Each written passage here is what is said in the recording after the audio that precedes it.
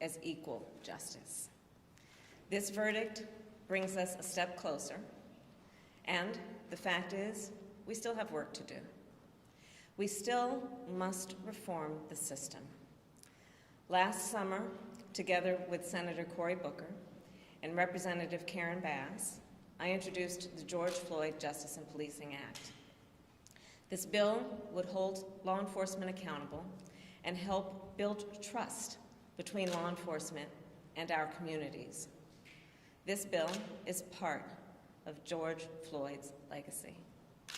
The President and I will continue to urge the Senate to pass this legislation, not as a panacea for every problem, but as a start. This work is long overdue. America has a long history of systemic racism. Black Americans, and Black men in particular, have been treated throughout the course of our history as less than human. Black men are fathers and brothers and sons and uncles and grandfathers and friends and neighbors. Their lives must be valued in our education system, in our healthcare system, in our housing system, in our economic system, in our criminal justice system, in our nation. Full stop. Because of smartphones, so many Americans have now seen the racial injustice that Black Americans have known for generations. The racial injustice that we have fought for generations, that my parents protested in the 1960s, that millions of us, Americans of every race, protested last summer. Here's the truth about racial injustice. It is not just a Black America problem or a people of color problem. It is a problem for every American. It is keeping us from fulfilling the promise of liberty and justice for all. And it is holding our nation back from realizing our full potential. We are all a part of George Floyd's legacy, and our job now is to honor it and to honor him. Thank you. And now it is my great honor to introduce the President of the United States, Joe Biden.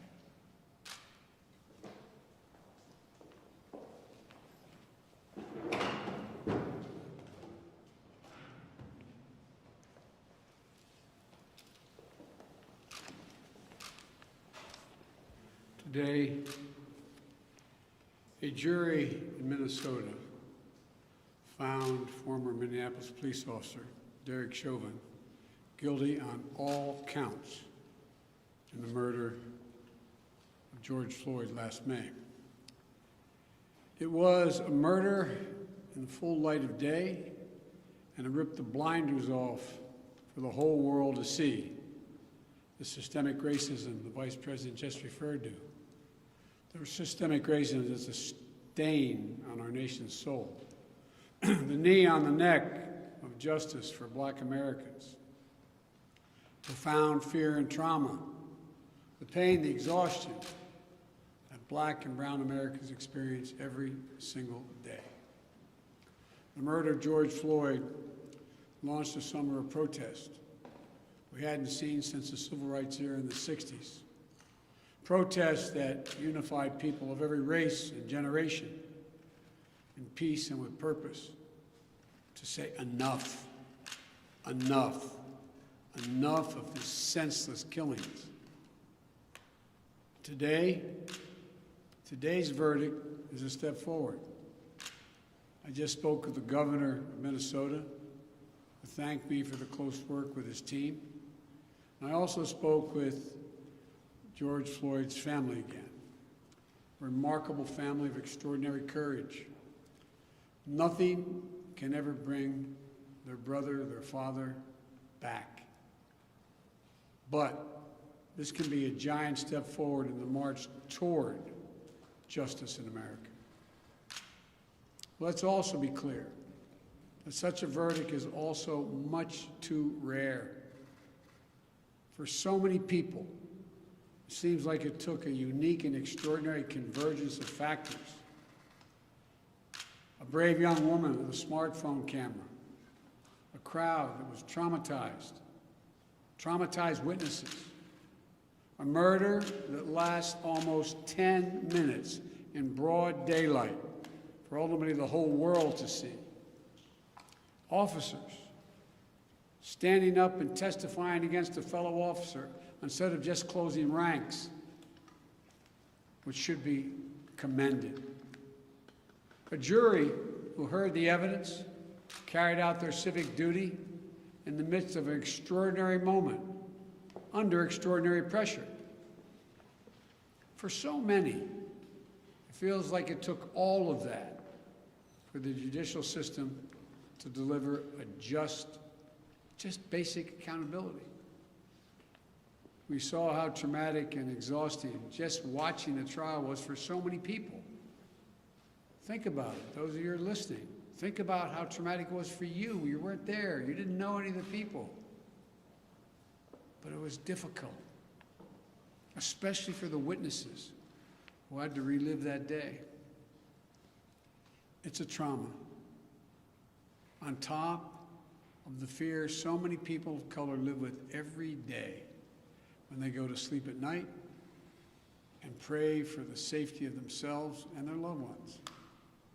Again, as we saw in this trial from the fellow police officers who testified, most men and women who wear the badge serve their communities honorably.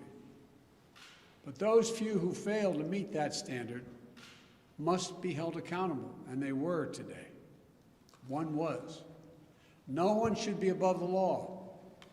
And today's verdict sends that message. But it's not enough. We can't stop here. In order to deliver real change and reform, we can and we must do more to reduce the likelihood that tragedies like this will ever happen and occur again. To ensure that black and brown people, or anyone, so they don't fear the interactions with law enforcement, that they don't have to wake up knowing that they can lose their very life in the course of just living their life. They don't have to worry about whether their sons or daughters will come home after a grocery store run, or just walking down the street, or driving their car, or playing in the park, or just sleeping at home. And this takes acknowledging and confronting head-on systemic racism and the racial disparities that exist in policing and in our criminal justice system more broadly. You know, state and local government and law enforcement needs to step up, but so does the federal government. That's why I've appointed the leadership of the Justice Department that I have, that is fully committed to restoring trust between law enforcement and the community they are sworn to serve and protect. I have complete confidence in the Attorney General, General Garland's leadership and commitment. I've also nominated two key Justice Department nominees, Vanita Gupta and Kristen Clark, who are eminently qualified, highly respected lawyers who have spent their entire careers fighting to advance racial equity and justice.